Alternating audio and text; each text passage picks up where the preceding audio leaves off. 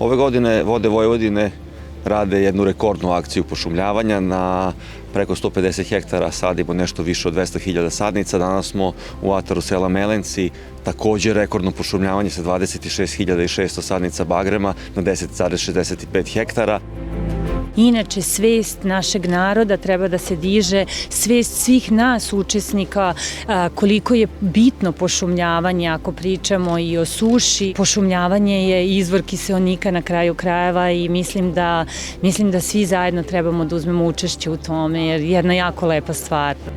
Još moram da iskoristim priliku da pozovem sve oni koji žele da učestvuju sa nama u ovakvim akcijama, da nam se jave, da im doniramo sadnice, dakle ne da prodamo, da doniramo sadnice kako bismo uradili nešto dobro da ostane iza nas, kako bismo pošumili Vojvodinu kvalitetno i kako bismo taj užasan procenat naše pošumljenosti podigli na jedan dobar nivo.